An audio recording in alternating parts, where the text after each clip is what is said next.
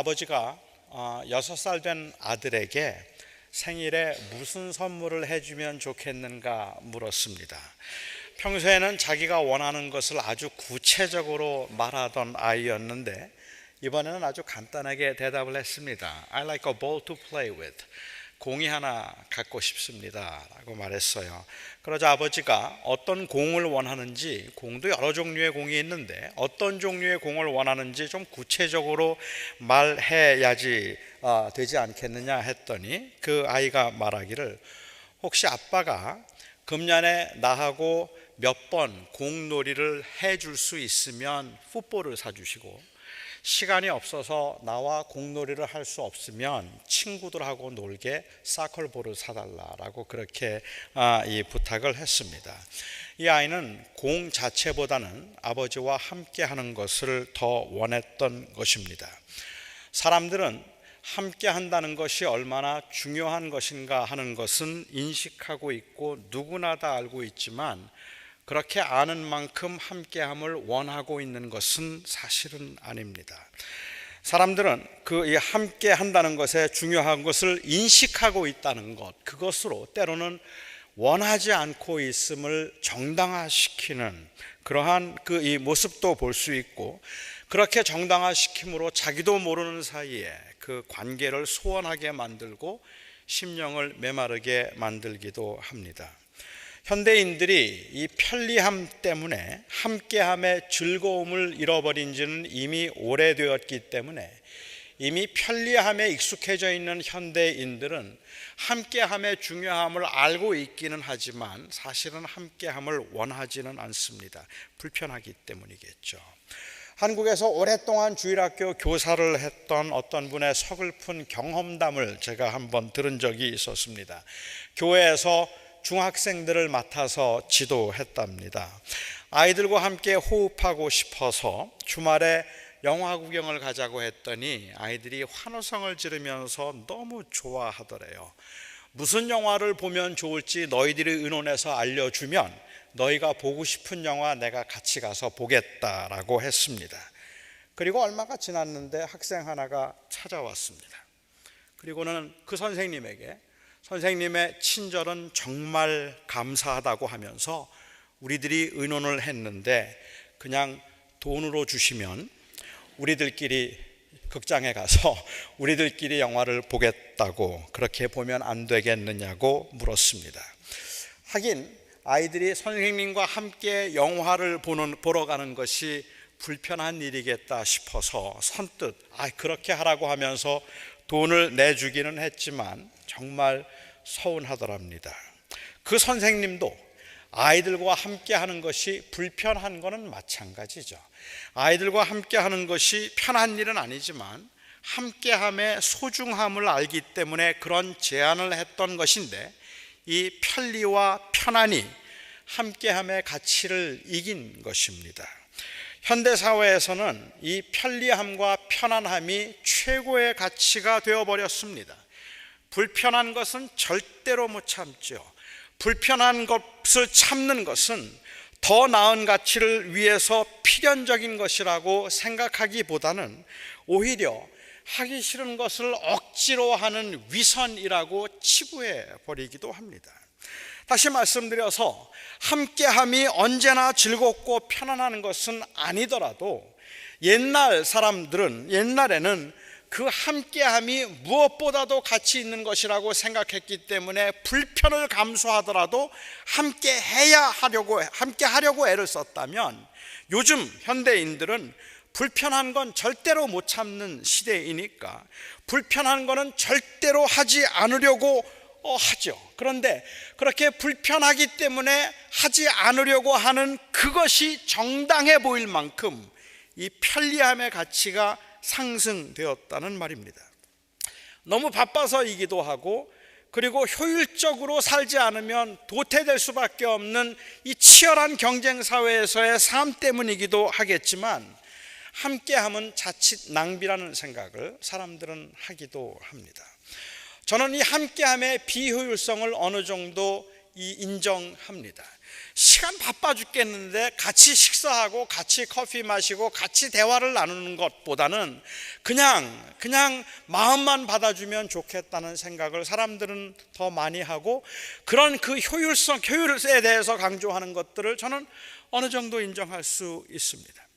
그래서 현대인들이 마음만은 함께 한다는 말로 함께하지 않음을 합리화시키고 있는 이 얄팍한 편리주의적 변명을 모르는 바는 아니지만, 그럼에도 불구하고 저는 단순히 함께함이라는 것을 물리적인 공간의 공유라고 그렇게 정의하는 것은 무리가 있겠다고 생각해요. 우리에게 주어진 삶의 현장에서는 사실은 함께하고 싶어도 함께할 수 없는 그러한 상황들이 워낙 많기 때문에 그렇습니다. 진정한 함께함이란 무엇일까?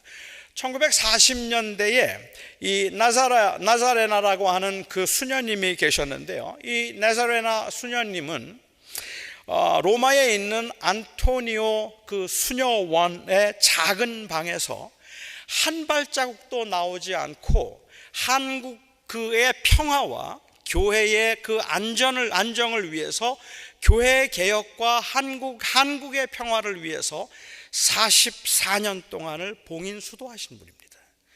44년 동안 그 조그만 방에 있으면서 아무도 만나지 않았습니다. 아무하고도 대화를 나누지 않았습니다. 밥을 갖다 주면 그냥 그 밥을 먹고, 그리고 그 안에서 수도하고 기도만 44년 동안 했던 사람입니다. 저는 그것이 얼마나 무모한 짓인가, 얼마나 비효율적인가 하는 것을 떠나서 오페라 가수로 이 세상의 향락에 찌들어 살던 그로서는 나름대로 고독 수행을 통해서 그 이 헌신을 한 그러한 모습이라고 보면 될 것 같아요.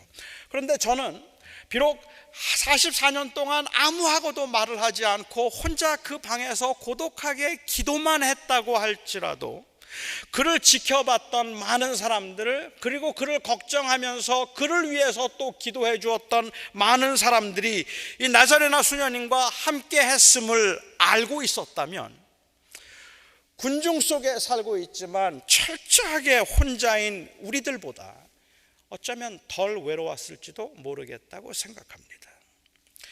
이미 50년이 지난 책 제목이지만 데이비드 리즈만이 썼던 그 군중 속의 고독이라는 말은 공간을 공유하고 있기는 하지만 누구와도 함께하지 못하는 이 위장된 친밀함을 아주 잘 표현해 주는 말일 겁니다. 사람들이 정말로 외로움을 느낄 때는 함께 밥을 먹을 사람이 없을 때보다는 사랑하던 사람이 마음을 닫았을 때이고, 서로 너무 바빠서 연락조차 제대로 하지 못할 때 사람들은 외로움을 느끼는 것이 아니라 누군가에서 배신을 당했다 싶을 때, 그때 처절한 외로움과 고독을 느끼는 법입니다. 사람의 성정이 이와 같이 비슷한 것이라면 저는 오늘 본문에서 바울의 그 외로움을 느꼈습니다. 평소에는 잘 드러내지 않던 그 속내를 가장 가까웠던 디모데에게 드러내고 있습니다. 나이가 들어서라고 말할 수도 있겠고, 고난이 너무 심했기 때문에 그랬다고 말할 수도 있지만, 제가 보기에는 바울에게 등을 돌렸던 사람들 때문에 경험했던 극심한 그 외로움이었겠다는 생각이 드는데, 이 외로움을 표현하면서 디모데에게 구애하고 있는 이 모습을 하나님만 의지하지 않고 사람을 의지하려고 하는 믿음이 없는 모습이라고 그렇게 치부하는 것은 아무래도 좀 아쉽다는 생각이 듭니다. 그리스도인들이 외로울 때, 그리고 서운한 마음이 생길 때 종종 하는 말이 있죠. 주님만 계시면 돼. 주님이 함께 하시니까 괜찮아 하는 말입니다. 이 말은 진실된 말이고, 그리고 정말 주님 안에서 이해하고 용서하고 홀로 서기를 한번 해보려는 그러한 마음의 표현이기는 하지만, 나는 주님만 있으면 됩니다라는 그 말은 사실은 고독이 묻어나는 말임에 틀림이 없습니다. 너무 외로워요.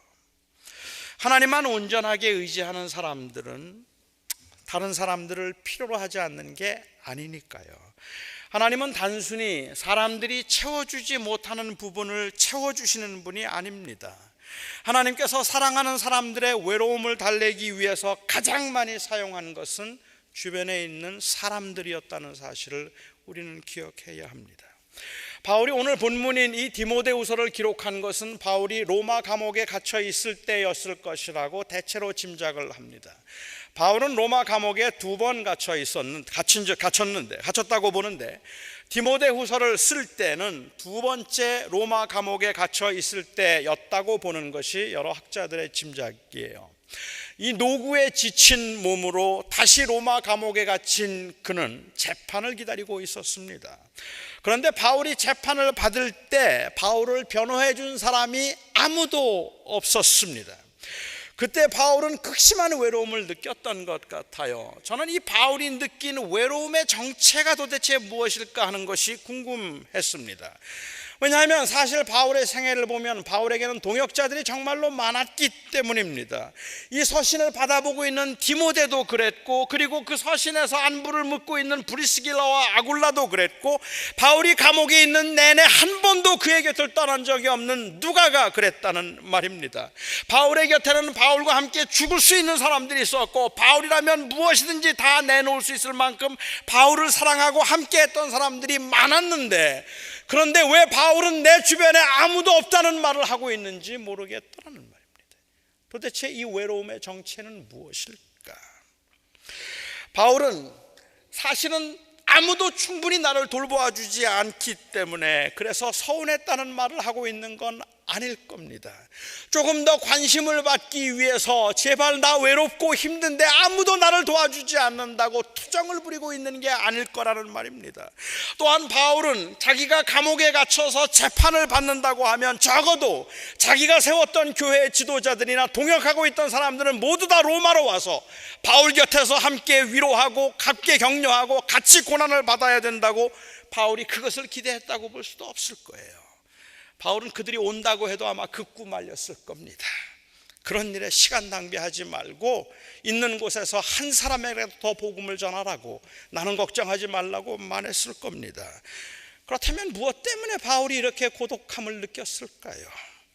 바울이 내가 변명할 때 아무도 없었다라고 한 말은 바울을 지지했던 사람이 아무도 없었다는 말이 아니라 바울이 믿고 의지하던 사람들이 바울이 어려울 때 바울을 떠났다는 말입니다. 바울이 바울을 떠났다는 말은 단순히 육체적으로 함께 하지 않았다는 말이 아니라 그들의 마음이 떠났다는 말입니다. 여러 사람이 아마 그랬던 것 같은데 그 중에 한 사람이 데마였고, 그리고 또 다른 한 사람이 알렉산더였습니다. 데마는 바울이 처음 로마 감옥에 갇혔을 때 바울과 함께 있던 사람입니다.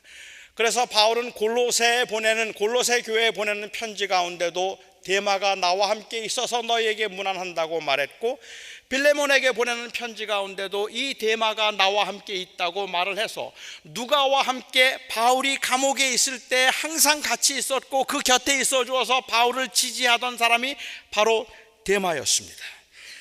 데마가 어떤 사람이었는지는 정확하게 알지 못하지만 바울을 믿고 따르던 사람이었고, 바울이 어렵고 힘들 때 그 감옥에서 바울과 함께 했던 사람이 데마입니다. 그런데 이 데마가 세상이 좋다고 바울을 떠났습니다. 그래서 그가 데살로니가로 갔어요. 데살로니가로 간 이유는 나는 세상을 사랑해서 이제 더 이상은 이런 고생하고 싶지 않고 나 돈 벌고 잘 살고 싶다고 떠난 것인지, 아니면 이런 고난과 고통이 두려워서 떠난 것인지, 무엇에 실망했는지 모르지만 그는 예수를 떠나기로 했습니다. 그래서 예수 그리스도를 떠나서 세상을 따라 세상으로 그냥 가버렸어요. 누가는 여전히 그 곁에 있었지만, 그 자리를 지키고 있었지만, 데마가 떠나고 난 후에 느끼는 이 배신감과 이 허전함 때문에 각자에게 주어진 사역을 위해서 그레스게가 갈라디아로 가고 디도가 달마디아로 가고 두기고가 에베소로 갔다는 이 사실조차도 바울의 외로움을 증폭시켰던 것 같습니다. 그래서 바울은 말하기를 아무도 없다라고 말합니다. 그는 급하게 디모데를 그래서 불러오는 겁니다. 그리고 디모데에게 겉옷과 책을 가져다 달라고 했고 추운 겨울이 오기 전에 와달라고 부탁을 했습니다. 여러분은 바울이 경험하고 있는 이 쓸쓸함을 느끼실 수 있습니까? 제가 오늘 본문에서 느끼는 이 쓸쓸함은 단순히 주변에 아무도 없다는 것으로 인한 쓸쓸함이 아니라 함께 해야 마땅한 사람이 그리스도를 떠남으로 바울과 함께 할 수 없음으로 인한 쓸쓸함입니다. 춥게 느껴지고 마음이 허전하게 느껴지고 누군가 너무 많이 보고 싶어지는 것은 배신과 실망의 경우에 드러나는 현상이니까요. 물론 바울은 그 쓸쓸함을 통해서 하나님을 더욱 찾았습니다. 하나님만이 그의 위로이고 하나님만이 그가 의지할 수 있는 분이라는 것을 바울이 몰랐던 것 아니니까 바울이 하나님을 더욱 찾았어요. 그래서 오늘 본문에 이 그 쓸쓸함을 고백하기 바로 이전에 바울은 3장 끝부분에서 이렇게 고백을 합니다. 전제와 같이 내가 부어진 바 되고 나의 떠날 시각이 이제 가까웠도다. 나는 선한 싸움을 다 싸우고 달려갈 길을 마치고 믿음을 지켰으니 이제 후로는 나를 위하여 의의 면류관이 예비되었으므로 주 곧 의로우신 재판관이 그날에 내게 주실 것이라. 이 고백을 참 많은 사람들이 때로는 이 장례식 때 본문으로 쓰기도 하는데 저는 적당하다는 생각은 해요. 이 고백은 개선장군과 같은 그러한 자신감 넘치는 씩씩한 모습을 연상시키고 있는 고백이 아니라 춥고 불편하고 그리고 이 외로운 감옥에서 사랑하던 사람이 세상 따라 살겠다고 그리스도를 멀리하고 난 후에 이 고독한 영혼이 하나님의 품을 파고들고 있는 그 모습을 연상시키고 있다는 말입니다. 나는 하나님만 있으면 됩니다라는 그 말 속에는 말할 수 없는 쓸쓸함과 아쉬움과 그리고 실망감이 그에게는 담겨 있다는 말입니다. 내가 이제는 이것을 다 달려가고 난 후에 주님께서 나에게 면류관을 주실 것이니 그 의로우신 재판관이 나에게 주실 것이라고 고백하고 있는 이 바울의 고백 속에는 나를 사랑하던 사람 그리고 주를 사랑하던 사람이 주를 떠났다 하는 그 사실로 인한 그 감당하기 어려운 그 허전함을 말하고 있는 거죠. 그래서 그는 16절에서 그렇게 다 말하고 난 다음에 16절에서 그가 이렇게 또 말을 해요. 내가 처음 재판을 받을 때에 나와 함께 한 자가 하나도 없이 다 나를 버렸으나 나는 그들에게 허물을 돌리지 않기를 원한다. 너무 괘씸하고 너무 섭섭해서 힘들었는데 이제는 그들을 원망하거나 미워하지 않기로 했다는 말로 들리지 않습니까? 물론 하나님만 있으면 됩니다. 그런데 사람이 떠나면 마음이 허전합니다. 디모데가 이 말에서 바울의 허전함, 낙심으로 인한 쓸쓸함을 느낄 수 있었다면 그는 서둘러 겨울이 오기 전에 바울을 찾아왔을 겁니다.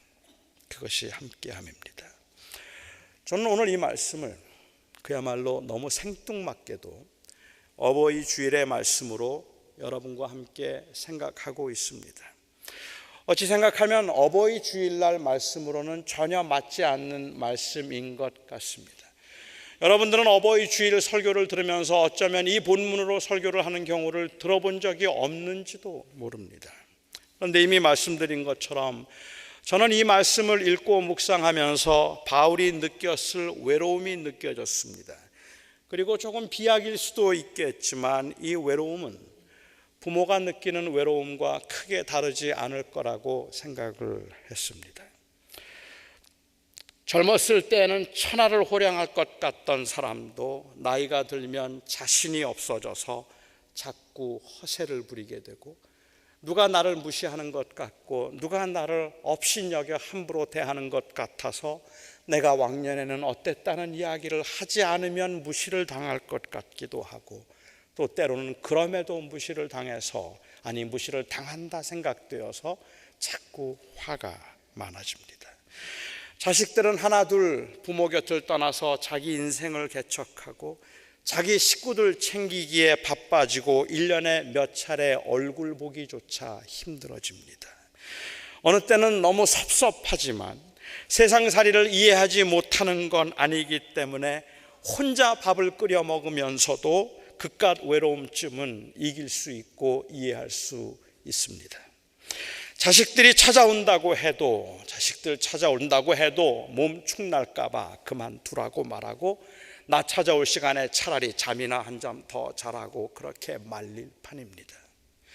그런 부모의 마음을 정말로 외롭게 만드는 것은 혼자 먹는 밥이 아니라 자식에게 느끼는 소외감입니다. 부모의 마음에서는 함께 있어서 함께함도 아니고 함께하지 않아서 함께함이 아닌 것도 아닙니다. 내 자식이 나를 사랑하지, 내 자식이 나를 아끼지라는 그런 확신만 있으면 냉골도 견딜 수 있는 것이 부모의 마음이고, 내 자식이 나를 무시하는구나 라는 마음이 들면 수많은 사람들 사이에서 호의호식을 해도 사막에 홀로 있는 것 같은 외로움과 추위를 느끼는 것이 부모의 마음입니다. 객지 생활을 오래 한 여러분들 중에는 아마 어쩌면 몇 년째 부모님 얼굴 한 번 뵙지 못해서 늘 무거운 마음을 지니고 사는 분들도 계실 거고, 빚을 내서라도 내가 금년에는 꼭 한번 부모님 찾아보리라 다짐하기를 몇 년째인 분들도 계실 겁니다. 함께 하지 못함이 불효라 생각되어서, 그래도 끼리 식사라도 한번 대접해 드리지 못함이 불효라 생각되어서 오늘 같은 날은 정말 그냥 너무 울적해서 한잔하고 싶은 분도 계실지 모르겠어요. 하지만 그런 경우라면, 그런 죄송한 마음과 그런 안타까움이 있다면 그냥 전화로 어머니 죄송해요 라는 말 한마디에 외로움을 떨쳐버릴 수 있는 분들이 부모들입니다. 난 괜찮다, 몸 조심하라, 그리고 걱정하지 말고 살라고 말할 수 있는 분이 부모입니다. 아쉬움이 있지만 부모의 마음에 자식이 바빠서 상황이 너무 안 좋아서 그런 이해만 있으면 저는 그건 함께함이라고 말하고 싶어요. 부모를 춥고 쓸쓸하게 만드는 것은 소외입니다. 무시를 당하고 있다는 것, 나를 잊어버렸다는 것, 그것이 가장 힘듭니다. 저는 동부에서 서부로 올 때 제가 차를 운전하고 대륙 횡단을 했습니다. 제가 대륙 횡단을 하면서 너무 하고 싶었다는 것이기 때문에 제가 대륙 횡단을 하면서 제 아들에게 함께 가자고 했습니다. 아들과 추억을 만들고 싶었기 때문입니다. 한 사나흘 함께 여행을 하면서 제가 경험했던 이야기들도 해주고 그 아이의 이야기도 좀 들어주고 많은 좋은 추억들을, 좋은 곳들을 함께 보며 좋은 추억을 만들 수 있겠다 싶었기 때문이었어요. 그런데 당시 10학년이었던 제 아들은 어릴 적부터 함께 지내던 친구들과 이제 헤어져야 하는데 하루라도 그들과, 아직 못 볼지도 모르는 그들과 하루라도 더 보내고 비행기를 타고 가겠다고 아빠 혼자 가라고 했습니다. 이해 못할 일은 아니었지만 조금 섭섭했어요. 같이 가주면 얼마나 좋을까. 그런데 그 이야기를 곁에서 듣고 계시던 제 아버님이 내가 같이 갈게 그러셨습니다. 저는 그때 가슴이 덜컥 내려앉을 것 같았습니다. 저는 저희 아버님께 아니 괜찮습니다, 저는 혼자 갈 수 있습니다 라고 하고 저는 혼자 왔습니다. 저희 아버님께서도 평소에 대륙횡단을 해보기를 원하셨었어요. 하지만 대륙횡단이라는 그러한 사건보다 팔순의 노인께서 50년 동안 한 번도 떨어져 살아본 적이 없는 큰아들을 이제 멀리 서부로 보내면서 어쩌면 마지막일 수도 있는 추억을 만들고 싶으셨던 것입니다. 그냥 같이 며칠 동안 여행하면서 이제 언제 볼지 모르는데 같이 여행하면서 이런저런 이야기 나누고 싶어서 저희 아버님이 내가 갈게 하셨을 겁니다. 그때 저는 그 나흘간의 한적함을, 그 한적한 시간을 아버님과 함께 보내기보다는 그냥 혼자 즐기고 싶다는 생각이 들었습니다. 그리고 편안하고 편리한 여행의 욕망이 함께 하기를 원하는 아버님의 원함을 눌렀습니다.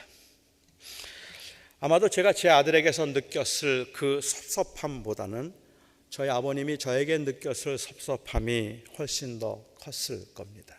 제 아들은 그 이후에 저와 같이 살지만 저희 아버님은 이제 한참 저를 못 볼 것이기 때문이에요. 제가 아버님이 싫어서가 아니라 그냥 혼자 여행을 즐기고 싶어 하기 때문에 그런 것이라는 것을 아셨기 때문에 노여워하지는 않았지만, 건강해서 오래 사실 줄 알았던 저희 아버님께서 그리고 3년 후에, 한 2번 뵙고 3년 후에 하나님의 부름을 받아서 떠나시고 나니까 그때 함께 하지 못했던, 그때 함께 여행하지 못했던 것이 지금까지도 두고두고 후회가 됩니다. 그리고 그냥 죄송할 뿐입니다. 그깟 혼자 보내는 안락한 시간이 뭐라고, 아니 그깟 편안함이 뭐라고, 그 사흘 동안 혼자 유유낙낙 노래 부르면서 그렇게 지냈던 시간이 도대체 뭐라고. 불편했겠지만, 사흘간 아버님을 모시고 여행한다는 것이 불편했겠지만, 제가 평생 기억할 수 있는 아름다운 추억의 기회를 저는 잃어버렸습니다. 편리함 때문에. 하나님과의 관계에서도 마찬가지입니다. 어느 때는 사망의 음침한 골짜기를 지나는 것처럼 두렵고 무서울 때도 있지만, 주님께서 함께 하신다는 믿음이 있고 확신이 있으면 감당할 수 있습니다. 우리를 정말로 힘들게 만드는 것은 그냥 힘든 사건들, 고난의 순간들이 아니라 마치 그 고난을 당할 때마다 마치 하나님께도 무시를 당하거나 버림받은 것 같아서 내가 철저하게 혼자인 것 같다는 생각이 우리를 더욱 불안하고 외롭게 만듭니다. 하나님께서 나를 지키시고 함께 하신다는 것을 확인하고 확신할 수 있으면 괜찮겠는데, 고난과 어려움의 순간에 그 고난도 물론 힘들기는 하지만 그것보다는 하나님이 나를 그냥 내버려 두셨다는 생각이 우리를 더 아프게 만들고 불안하게 만들죠. 하나님은 이걸 아셨습니다. 그래서 하나님께서 성경을 통해서 우리에게 가장 많이 하신 말씀, 성경에서 그 백성들에게 제일 많이 하셨던 말씀은 내가 너와 함께 한다는 말입니다. 내가 너와 함께 한다. 하나님은 인간이 느끼는 절망적인 고독을 아셨기 때문입니다. 인간이 경험할 수 있는 가장 처절한 영혼의 고독은 다른 어떤 것으로도 채워지지 않는 것을 하나님이 아셨기 때문입니다. 아무도 함께 하지 않는 것 같을 때에도 하나님은 여러분과 함께 하십니다. 하나님은 당신의 품을 찾는 사람들을 누구라도 밀어내지 않으십니다. 모두가 다 바울을 떠난 것 같아서 쓸쓸하기 이를 데 없었지만, 이를 극복할 수 있었던 것은 믿음의 선한 싸움을 다 싸우고 난 후에 그를 환대하실 하나님에 대한 믿음의 확신 때문이었습니다. 우리가 이 은혜를 입은 자라면, 그리고 우리가 이 음성을 들은 자라면, 너는 나 없이는 못 살지만 내가 영원히 너와 함께 하리니 너는 두려워 말라. 이 음성을 우리가 들은 사람들이라면 우리는 사람들을 무시하거나 아니면 외면하지 말아야 할 것이지만, 특히 부모에게는 그리해서는 안 될 것입니다. 부모에게 그리하는 자는 아무리 열심으로 봉사를 한다 할지라도 은혜를 모르는 자요 믿음을 배반한 자라고 하셨습니다. 부모는 자식이 함께 시간을 보내지 못해서 상처를 받지 않습니다. 그러나 부모를 무시했다 싶을 때, 은혜를 배반했다 싶을 때 상처를 받을 것입니다. 하나님의 은혜 때문에, 그리고 하나님의 함께 하심 때문에, 이 함께함의 소중함을 아시는 우리 그리스도인들에게 제가 오늘 권합니다. 사람들과의 관계에서도, 그 하나님과의 관계에서 하나님의 함께하심 때문에 살아가는 여러분들은, 그리고 저는 사람과의 관계에서도 사람을 무시해서는 안 될 것입니다. 그리고 사람을 소홀히 여겨서는 안 될 것입니다. 특히 부모님을 잊지 마시기 바랍니다. 기도하겠습니다.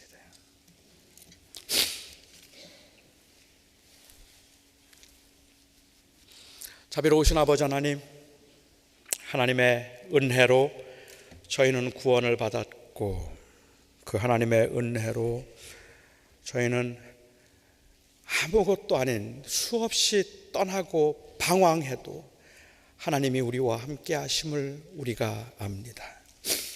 그 하나님이 우리와 함께 하시는 것처럼 우리와 언제나 함께 하실 것이라고 믿고 전제하는 것이 부모님의 은혜이고 사랑일 텐데, 하나님, 비록 너무 바빠서 상황이 여의치가 않아서 그리고 너무 피곤해서 부모님을 자주 배울 수 없다 해도 그 부모님의 은혜를 기억하고 사랑하고 있음만 확인해도 부모는 냉골도 혼자 먹는 그 외로운 밥도 기꺼이 감당할 수 있을 텐데, 하나님, 우리가 너무 무심해서 부모님을 무시하거나 부모님을 소외시켰음을 주님 회개합니다. 그 은혜 가운데 이제 은혜 입은 자로서 함께함의 소중함을 아는 자로서 부모님을 소중히 여길 수 있는 하나님의 사람들 될 수 있도록 하나님 오늘도 저희와 함께하여 주시옵소서. 예수님의 이름으로 기도하옵나이다. 아멘.